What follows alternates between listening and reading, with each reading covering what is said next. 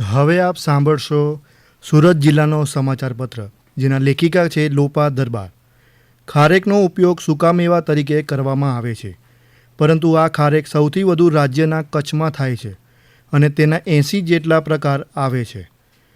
હાલમાં સુરતના નાનપુર ખાતે આવેલા મહેતા પાર્કમાં કચ્છી ખારેકનું આગામી 23 દિવસ માટે વેચાણ કરવામાં આવશે. ભારતમાં થતી ખારેકમાંથી 85% જેટલી ખારેક માત્ર કચ્છ જિલ્લામાં થાય છે. કચ્છથી સુરત ખાતે ખારેકના વેચાણ અર્થે આવેલા ખેડૂત શ્યામ ગઢવીએ કહ્યું કે કચ્છના ખેડૂતો પ્રથમ વખત સુરતમાં આવી પોતાની વિવિધ ખારેકનું વેચાણ કરી રહ્યા છે. હાલ 15 પ્રકારની મીઠી ખારેક મળી આવશે, જ્યારે ઋતુ પ્રમાણે સમય જતાં અન્ય 55 પ્રકારની ખારેક પણ અહીં ઉપલબ્ધ રહેશે. સુરત ખાતેથી અષાઢી બીજના પાવન અવસરે ભગવાન જગન્નાથજીની રથયાત્રા યોજાશે. ભગવાન શહેરીજનોને દર્શન આપવા આ રથમાં સવાર થઈને આવશે.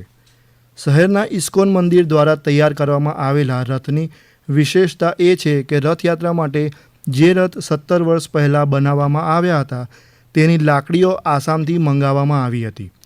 સુરત અને આસામના કારીગરો આ રથને તૈયાર કર્યા છે. આ રથને ખેંચવા માટે ભક્તો અત્યારથી જ આતુર છે. 27 વર્ષથી યોજાતી આ રથયાત્રામાં 2 વખત રથ બદલવામાં આવ્યો છે. આ રથયાત્રામાં 20 જેટલી ઝાંખીઓ આકર્ષણનું કેન્દ્ર બનશે. મહાપ્રભુના ભક્તો આખા વર્ષે આ દિવસની રાહ જોતા હોય છે.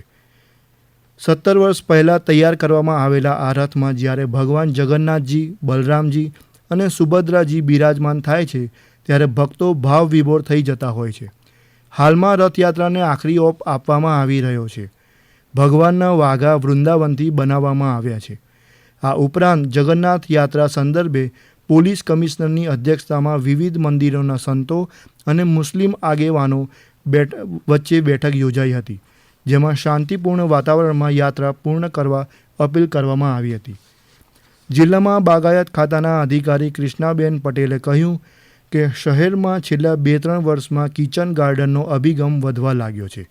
અહીં મહિનામાં 2 વાર મહિલાઓને કિચન ગાર્ડન અંગેની તાલીમ આપવામાં આવે છે. સુરત રેલવે સ્ટેશનથી રેલવે વાણિજ્ય વિભાગના અધિકારીઓએ એક નવી પહેલ શરૂ કરી છે, જેમાં IRCTC દ્વારા સુરતથી ચાલતી ટ્રેનોના પેન્ટ્રી કોચમાં પીરસવામાં આવતી ચાના જથ્થાની માહિતી હવે કાચ પર જ આપવામાં આવશે. આ પહેલીવાર હશે જ્યારે ચા 150 મિલીલીટરની હોવી જોઈએ એવું લખેલું હશે અને આ સિવાય ચાનો ગ્લાસ 170 મિલીલીટરનો હોવો જોઈએ. તે સૌપ્રથમ સુરત સ્ટેશનથી શરૂ કરવામાં આવી રહ્યો છે. 20 મિલીલીટરની જગ્યા બાકી હોવી જોઈએ, જેથી ગ્લાસને બરાબર પકડી શકાય. આ સિવાય કાચ પર લખેલું હશે કે બિલ નહીં મળે તો પેમેન્ટ નહીં કરવું અને 139 પર ફરિયાદ કરવાની રહેશે. તેમજ લાંબી કતારોથી બચવા માટે મુસાફરોએ UTS એપનો ઉપયોગ કરવો જોઈએ. આ અંગેની માહિતી કાચ પર જ ઉપલબ્ધ કરવામાં આવશે. વિશ્વભરમાં પોતાની એક આગવી ઓળખ માટે જાણીતા સુરતવાસીઓ ગમે તેવી પરિસ્થિતિમાં લોકોને મદદરૂપ થતા હોય છે. ત્યારે હાલમાં સુરતની એક સામાજિક સંસ્થાઓ દ્વારા જરૂરિયાતમંદોને મદદરૂપ કરવા માટે એક નવા પ્રોજેક્ટની શરૂઆત કરવામાં આવી છે, જ્યાં જરૂરિયાતમંદોને માંગ્યા વગર જરૂરી હોય તેવો સામાન મળી જાય. હમણાં જ આપ સુરત જિલ્લાનો સમાચાર પત્ર સાંભળી રહ્યા હતા, જેના લેખિકા હતા લોપા દરબાર. પ્રસારણ આકાશવાણીના અમદાવાદ વડોદરા કેન્દ્ર પરથી કરવામાં આવ્યું. નમસ્કાર.